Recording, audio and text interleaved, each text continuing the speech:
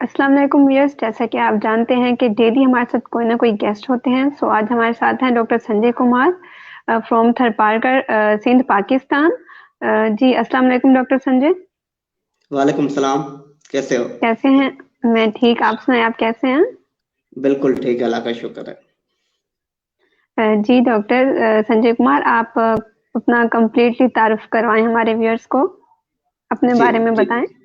जी जी। Thank you. मेरा नाम डॉक्टर संजय कुमार है। मेरा ताल्लुक पाकिस्तान के पसमानदा इलाका थरपारकर सिंध पाकिस्तान से। मैं एज ए मेडिकल ऑफिसर के तौर पे यहाँ पे पिछले 6 साल से अपने खिदमतें सर अंजाम दे रहा हूँ। और बस ब्रीफली इंट्रोडक्शन, मैंने अपनी जो एमबीबीएस की डिग्री की है वो लियाकत मेडिकल यूनिवर्सिटी जामशोरो से की है 2012 में। उसके बाद मैंने अपनी पोस्ट ग्रेजुएशन ट्रेनिंग एमसीपीएस साइकेट्री की ट्रेनिंग की हुई है लियाकत नेशनल हॉस्पिटल कराची से। और बस यही है मेरा ब्रीफली इंट्रोडक्शन। जी अच्छा, आप मेडिकल ऑफिसर के बारे में ज़रा आप हमें बताएँ। मैंने ये फर्स्ट टाइम नेम सुना है। सो इसके बारे में आप ज़रा हमें बताएँ। मेडिकल ऑफिसर क्या होता है? वो क्या गाइडलाइन देता है दूसरों को? किस तरह से हेल्प करता है दूसरों की? इसके बारे में आप हमें ज़रा बताएँ, क्योंकि हमने डॉक्टर्स के बारे में सुना हुआ है, लाइक स्पेशलाइज़ेशन अच्छा, या मेडिकल ऑफिसर क्या होता है? ठीक ठीक। मेडिकल जी, ऑफिसर डॉक्टर ही है। और जब गवर्नमेंट जॉब में वो अपॉइंट होता है, जब डॉक्टर गवर्नमेंट जॉब में अपॉइंट होता है पहली बार, तो उसकी उस पोस्ट को मेडिकल ऑफिसर कहते हैं। तो जी, राइट। मेडिकल अफसर, हाँ, बस उसकी ड्यूटी असाइन वही होती है जो एक डॉक्टर की होती है। इस पोस्ट का नाम है मेडिकल अफसर, एमओ कहते हैं ज्यादातर शॉर्ट फॉर्म में। राइट। हाँ, तो यही है, मेडिकल अफसर की ड्यूटी वही डॉक्टर की है, एमओ इसे कहते हैं, मेडिकल अफसर। जी अच्छा, अब मेरा नेक्स्ट सवाल ये है कि आप भी इंटरव्यूज़ ही लेते हैं, सो आपको कितना टाइम हुआ है ये वर्क करते हुए, और आप इस उससे में कैसे जॉइन हुए?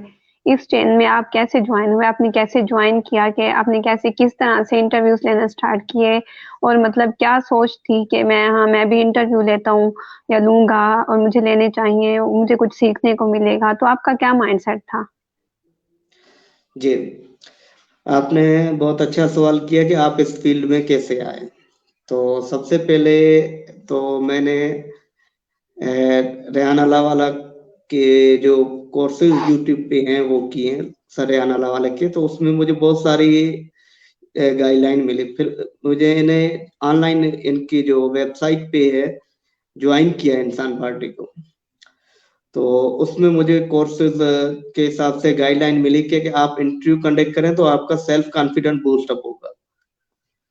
तो इसके मैंने जो है राजा अरशद साहब से, उन्होंने मेरा जब पहला इंटरव्यू लिया था उससे पहले बातचीत हुई थी एक बार। तो उन्होंने मुझे बताया था कि आप डॉक्टर हैं, आपको इंटरव्यू तो अच्छी बात है, आप लाइव आ जाएं डेली 1 घंटा, मतलब अपने फील्ड के मुतालिक लोगों को बताएं।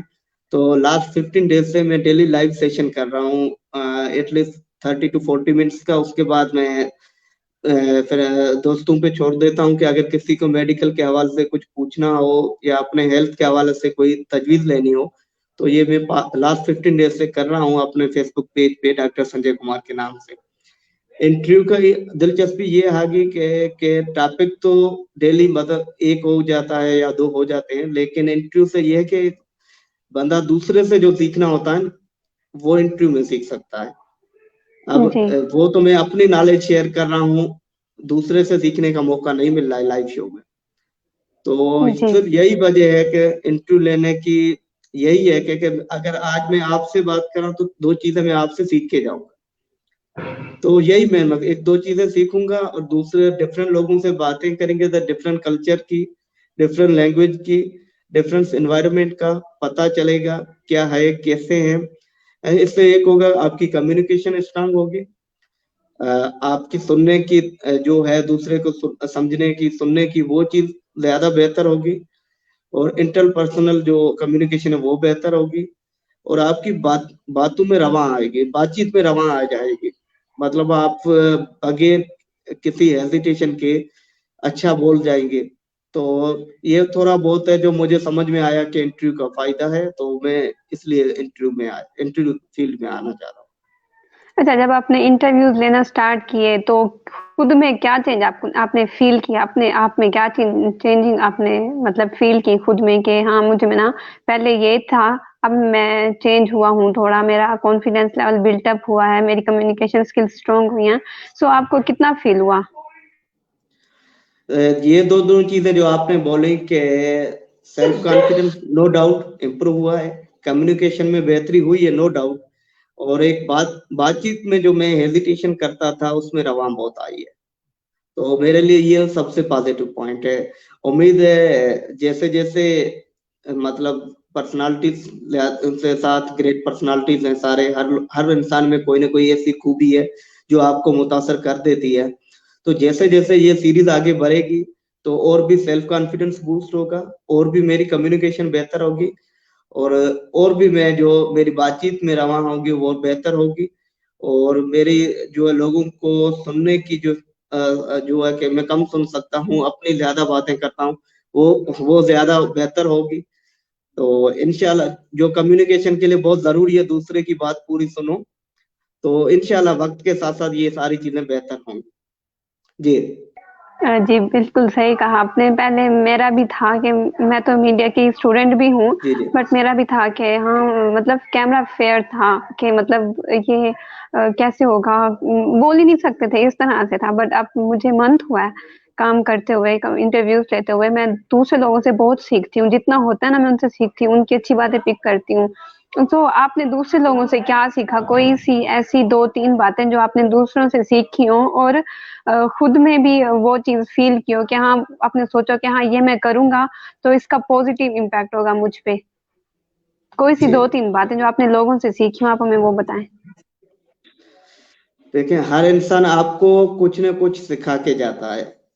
हर इंसान में कोई ना कोई खूबी होती है, वो आपको सिखाती है। आज मैं सबसे पहले सर रेहान अल्लाहवाला की बात ही करूंगा कि उनसे जो मैंने चीज सीखी है वो हाईलाइट करना चाहता हूँ यहाँ पे, कि उनसे जो चीज सीखी है कि हर इंसान को, जैसे पहले हम लोग कहते थे कि हुनर जो है वो अमीर है, किसी को हुनर आए, किसी के पास हुनर है तो वो कुछ भी कर सकता है। इसी चीज को सर ने मॉडिफाई किया कि आजकल के जो डिजिटल दौर है इसमें हर इंसान को डिजिटल हुनर दो। अगर हर इंसान के पास डिजिटल हुनर का मतलब है कि इंटरनेट का यूज करना है। जैसे आप बोल रहे हो कि आप एक हुनर सीख रहे हो वीडियो एडिटिंग का, माशाल्लाह बहुत अच्छी इसका स्कोप है।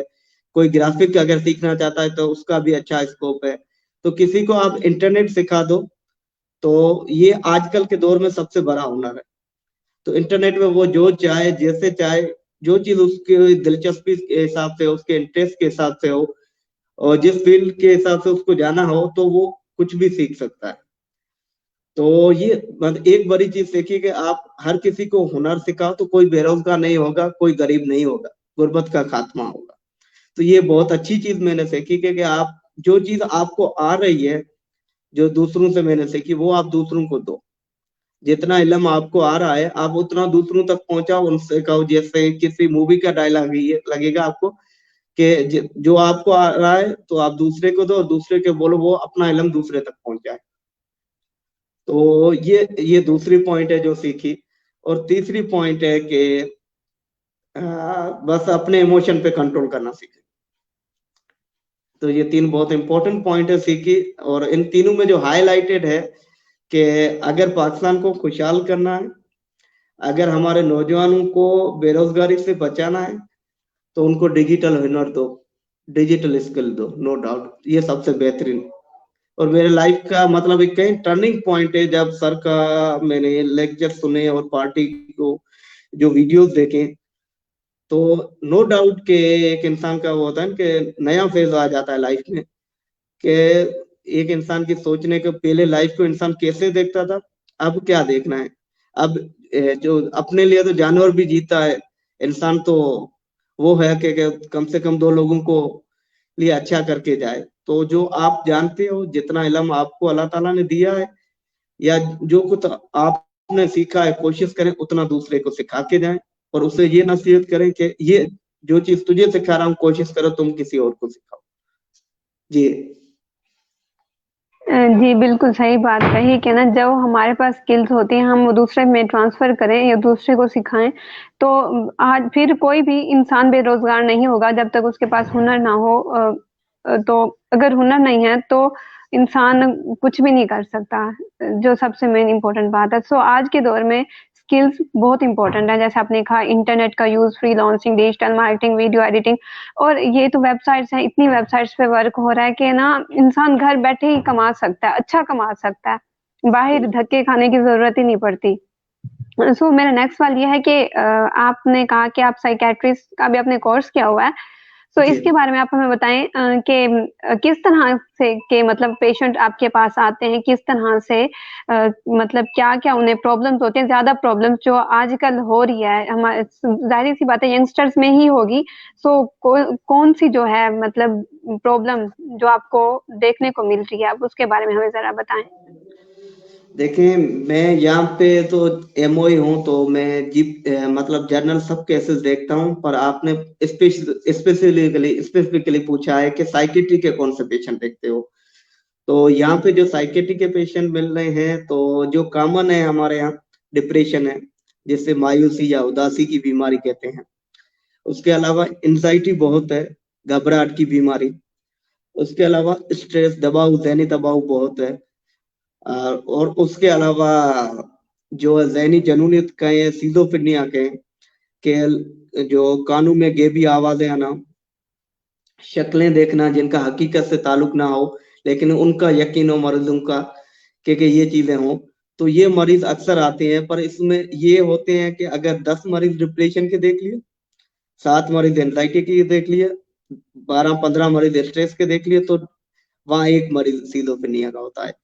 पर हमारे लोग क्या करते हैं कि सिज़ोफ्रेनिया का मरीज़ जैसे हो गया कि इसने चीज़ देख ली, तो इसमें कोई रूह आ गई, कोई भूत आ गया या एक कोई ऐसी चीज़ आ गई, तो लेके जाते हैं पीरों बाबाओं के पास। तो आपके जो व्यूअर्स हैं, जो आपके देखने वाले हैं और सुनने वाले हैं, तो आपके इस शो के माध्यम से मैं उनको गुज़ारिश करूँगा, अर्ज़ करूँगा कि अगर ऐसे किसी मरीज़ को देखो, तो प्लीज़ माहिर नफ्सियात के पास लेके जाओ, उसकी ज़िंदगी बनेगी। बाकी इन पीरों बाबाओं के चक्कर में उसकी ज़िंदगी तो खराब होगी और आपके पैसों का भी ज़ियान होगा। जी, बहुत जी, बिल्कुल सही बात कही आपने।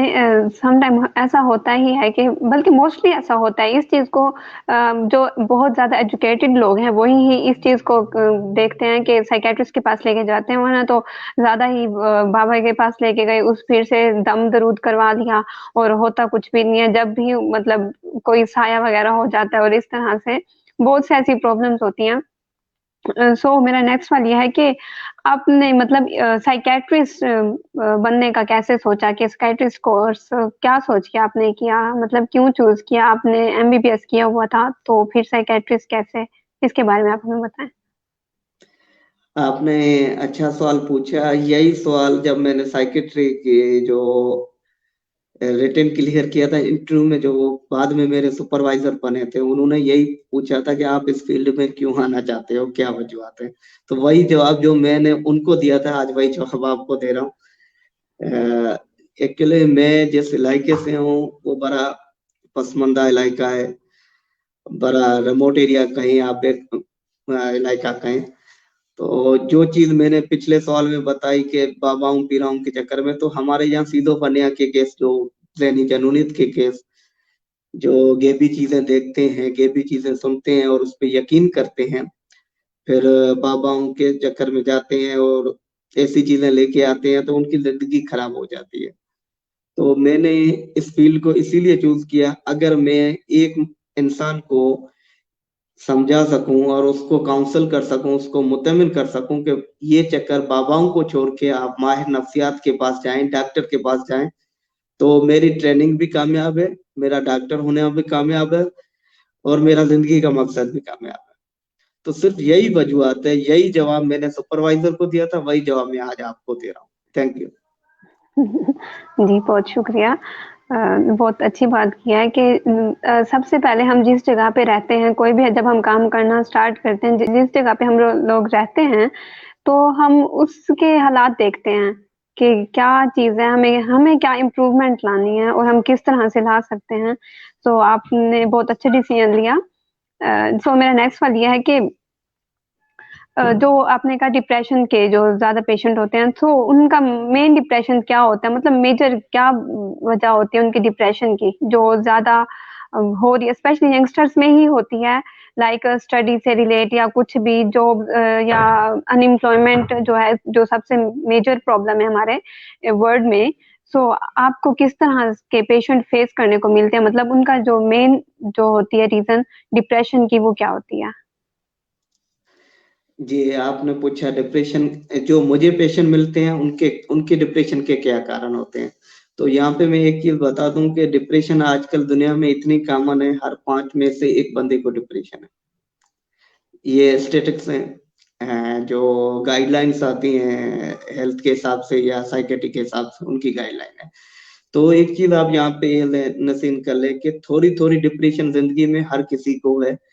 किसी को मतलब एग्जाम के टाइम पे हमें डिप्रेशन होती है, तो वो एक मोटिवेशनल है, तो हम मतलब उस हिसाब से प्रिपरेशन करते हैं और मार्क्स अच्छे लेके आते हैं। जैसे ही एग्जाम खत्म हो गया, रिलैक्स हो गए, तो ये डिप्रेशन नहीं कहलाएगी। डिप्रेशन के बहुत सारे पहलू हैं। ठीक है, एक अगर कोई नया काम स्टार्ट करते हैं तो उससे पहले एंजाइटी, मतलब अंदर से कुछ होता है, लेकिन जब वो चीज हमने स्टार्ट कर ली फिर खत्म हो गया, तो ये डिप्रेशन नहीं। अगर यही चीज हमारे डेली काम पे अफेक्ट करे, हमें काम करने ना दे, हमारे पर्सनल लाइफ पे इफेक्ट करे, रिलेशनशिप में लड़ाई झगड़े होने शुरू हो जाए, हमारे जो सोशल लाइफ है उस पे अफेक्ट करे, हम आइसोलेटेड हो जाएं, एक कमरे में बंद हो जाएं, दोस्तों से मिलना जुलना छोड़ दें, अगर ये सारी चीज हो तो फिर डिप्रेशन की तरफ हम आ सकते हैं। ये डिप्रेशन है। अब यहाँ पे है कि डिप्रेशन के वजूहत तो कुछ आपने अच्छे बता दिए कि अनएम्प्लॉयमेंट भी है, एग्जाम का भी है, और कुछ फैमिली क्राइसिस भी है, रिलेशनशिप भी है, पर यहाँ पर मैंने ज्यादातर ख्वातीन में देखा है, खास करके यंग ख्वातीन में। और उसके अलावा जो मर्द हजरात हैं वो तो डिप्रेशन में एक ही काम करते हैं, अल्लाह ना करे वो कोई करे, अपनी जिंदगी का खात्मा कर देते हैं। क्योंकि डिप्रेशन इतना खतरनाक है अगर सीवियर हो जाए तो ख्वातीन का क्या होता है कि वो अपने अंदर की चीजें एक्सप्रेस नहीं कर पाती हैं यहाँ पे।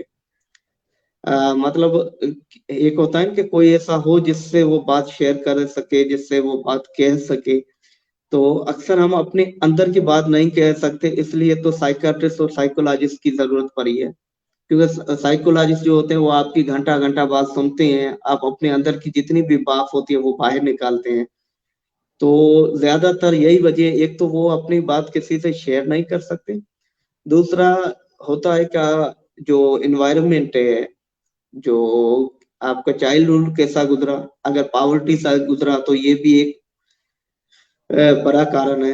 बड़ी मुश्किल से आपका बचपन गुजरा तो वो भी एक बड़ी चीज है। अब फैमिली में आपने अपने पेरेंट्स के रिलेशनशिप देख लिए, बचपन से घर में लड़ाई झगड़े ये सारी चीज देख ली, तो ये भी आपके सेहत पे असर पड़ता है। अब जब जो है कि शादी हो गई, शादी के बाद जो है कि आपके जो इनलॉज का एनवायरनमेंट है वो क्या है, तो उस हिसाब से भी बहुत अफेक्ट पड़ता है। मैं इस ख्वातीन का इसलिए बोल रहा हूँ कि यहाँ पे सुसाइड केसेस कुछ ज्यादा कुछ दिनों में हो रहे हैं, खास करके छोटी लड़कियों में, यंग गर्ल्स में। तो शायद आपके जो ये शो है इसके जरिए लोगों तक मेरी बात भी पहुंचे कि अगर छोटी जो डिप्रेशन की अलामतें मैं इसके बाद बताऊंगा, अगर इन अलामतों में आप किसी को देखें तो बराए मेहरबानी आप उसको ऐसे ना कहिए तुम तो मुझे ठीक लग रहे हो, पर उनको कम से कम किसी डॉक्टर के तक तो मतलब पहुंचे, रसाई करे। तो मेरा मकसद यही है कि छोटी छोटी चीजें होती हैं जो हम शेयर नहीं कर सकते, हमारे अंदर जो है वो बैठ जाती हैं, फिर वो जब अपना वो करती हैं, क्या गुबार निकलता है, उसका भाप निकलती है, तो इंसान के पास कोई और रास्ता नहीं होता। तो एक लड़कियों में ये वजह है कि वो बात शेयर नहीं कर सकते, दूसरा उनका एनवायरनमेंट हो गया, बचपन उनका कैसा गुजरा, उसके बाद एक जो पावर्टी वगैरह है या इंटरपर्सनल रिलेशनशिप है फैमिली में, तो ये सारी चीजें मिलके जो है ना बड़ा असर करती हैं। अब मैं डिप्रेशन की अलामतें आम जबान में कुछ बताना चाहता हूँ।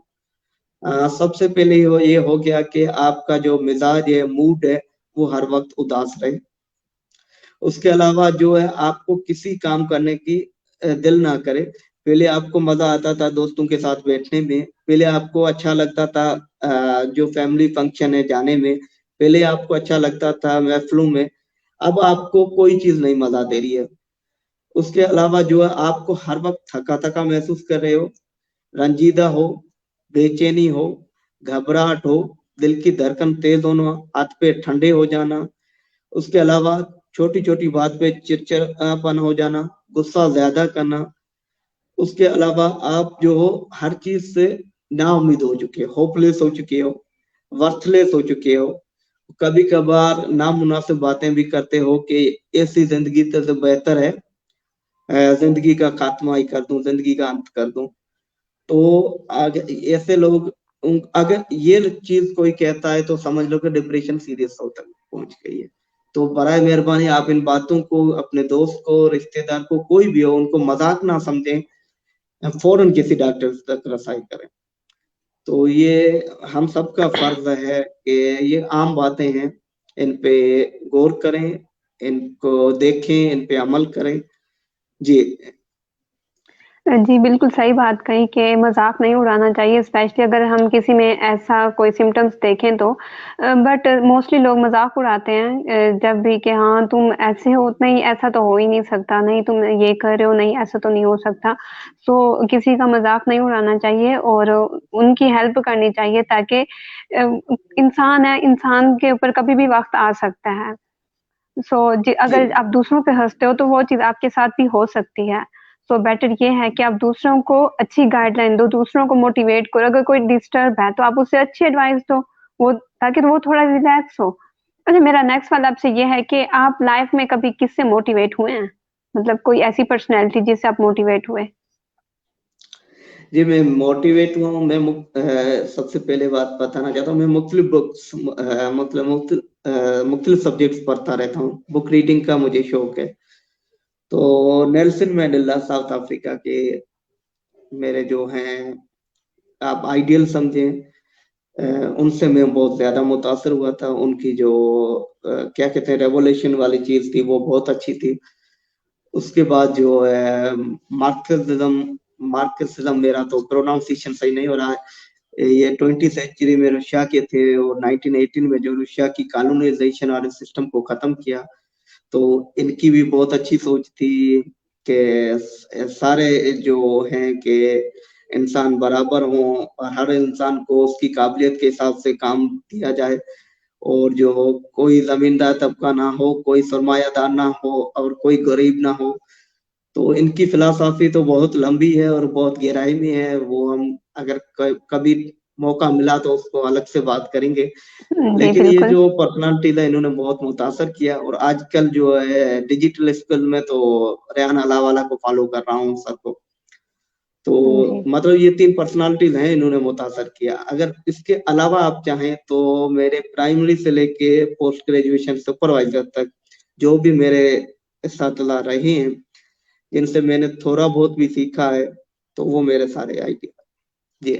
जी, बिल्कुल सही बात है कि जब हम किसी से कुछ सीखते हैं, जब जब हम किसी जो हमारे आइडियल होते हैं, तो हमारा भी दिल करता है कि हाँ, उनकी जो अच्छी वाली बातें हैं, वो हमारे अंदर भी हों। अच्छा, मेरा नेक्स्ट सवाल आपसे ये है कि कोई-सी 2-3 बातें जो आपने अपनी लाइफ से सीखी हों, अपने इर्द-गिर्द के लोगों से सीखी हों, क्योंकि कहते हैं कि जब आप दिन में किसी के साथ बैठते हो, कंपनी में लाइक अपने फ्रेंड्स के साथ, तो अगर उसकी एवरेज निकालो तो उनकी 50% अच्छी बातें और 50% उनकी नेगेटिव बातें, पॉजिटिव बातें और नेगेटिव बातें आप में आ जाती हैं। सो आप मुझे बताएँ आपने लोगों से क्या सीखा? कोई-सी 2-3 बातें जो आपने सीखी हों और अब आपकी लाइफ पे भी इफ़ेक्ट हुई हों? जी।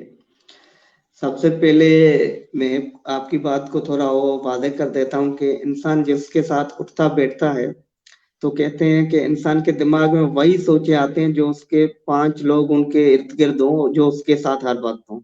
तो वही सोचे जी। इंसान के दिमाग में आते हैं। तो सबसे पहले जो सीखा है अपने पेरेंट्स से डिसिप्लिन, ठीक है? वही मेरा लाइफ का असूल है। उसके बाद दोस्तों से तो खास तौर पे मेरे जो यूनिवर्सिटी के कुछ कोलिग्स थे, उसमें भी एक खास ही है।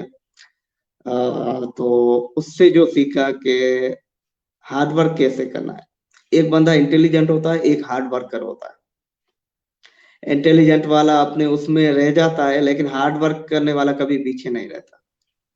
जी, बिल्कुल। तो हाँ, तो हम कुछ उस टाइप के थे। वो बहुत ज्यादा हार्ड वर्कर था। आज माशाल्लाह उसने सीबीएस भी कर लिया है, पार्ट 2 क्लियर कर लिया है, और बहुत खुश हैं हम उसके लिए। ये उससे बात है कि हार्ड वर्क की। और उसके बाद जो है कि अपने आप को, एक ही चीज देखिए कि जितना अपने आप को आप खुद जान सकते हो, उतना कोई और नहीं जान सकता। आप दुनिया में, जी, आप दुनिया में जी, एक बिल्कुल। ही हो, आप जैसा कोई और नहीं बन सकता, नहीं आप किसी और जैसे बन सकते हो। तो तीसरी पॉइंट यही है कि सेल्फ ऑब्सेस, आप इसको सेल्फ ऑब्सेस भी कह सकते हैं मेरे हिसाब से। सेल्फ लव यही है कि आप जो हो वो आप ही हो बस। जी, जी। बिल्कुल ठीक। A thank you so much, आपने हमें टाइम दिया। सो लास्ट मैसेज जो आप हमारे व्यूअर्स को देना चाहें? जी। आपके व्यूअर्स को और देखने वालों को, सुनने वालों को मेरी ये गुजारिश है, मेरा ये अर्ज है, और आपके माध्यम से, आपके जरिए, आपके शो के जरिए, कि आजकल जो पैंडेमिक चल रही है कोविड-19 की, जिसने पूरी दुनिया को मतलब एक तरीके से हिला ही दे रखा है, तो बराए मेहरबानी इसको मजाक ना समझे। अभी भी बहुत से लोग कह रहे हैं कोविड बीमारी नहीं है, ये लोगों का बनाया हुआ है। नहीं भाई, ये बीमारी है। इसने बहुत सारे लोगों को, मतलब उनको पता होगा जिनके अपने गुजर गए हैं इस बीमारी की वजह से, इस पेंडेमिक की वजह से। कभी उनके पास जाके देखो तो उनको क्या दर्द होता है। हमारे साल में हमारे सामने डेली इतने कई केसेस आते हैं। अल्लाह ना करे किसी को हो और किसी का कोई अपना गुजर जाए इस पेंडेमिक की बीमारी की वजह से। तो बराए मेहरबानी एसओपी पे अमल करें, घर से बाहर निकलें, मास्क पहने, एक दूसरे से जी, 6 फुट का फासला रखें, बाहर से जब घर आए अपने हाथ को साबुन से धोएं, और कम से कम 20 सेकंड तक साबुन हाथ पे लगा हो और उसके बाद धोएं। जब भी आप कफ करें, स्नीज करें, उसके बाद मतलब खांसी करें, नजला आए आपको, नाक से पानी आए, तो कोशिश करें उसके बाद हाथ धोएं। इससे न जी, सिर्फ आप खुद महफूज होंगे, बल्कि आपके जो बड़े बुजुर्ग हैं, खास तौर पे उनकी इम्यूनिटी कमजोर होती है, उनको ज्यादा इफेक्ट होता है। तो आप महफूज रहेंगे, आपके अपने महफूज रहेंगे। दूसरी बात, खाने में कोशिश करें वो चीजें ज्यादा खाएं जैसे जिसमें फाइबर्स हो और जिसमें विटामिन सी हो, जैसे इम्यूनिटी आपकी बूस्ट हो। तो ये फ्रेश फ्रेश वेजिटेबल्स हैं, फ्रेश सब्जियां हैं, विटामिन सी की टेबलेट भी ले सकते हैं। अगर टेबलेट नहीं हो तो नेचुरल सोर्स, आजकल तो सर्दी में ऑरेंज ज्यादा है, माल्टा ज्यादा है, इनका इस्तेमाल करें। हाँ, इससे आप भी महफूज रहेंगे, आपके अपने महफूज रहेंगे। बहुत बहुत शुक्रिया। जी, thank you so much, nice to meet you. Okay, अल्लाह हाफिज़ and take thank you. Care. ठीक है, थैंक यू सो मच।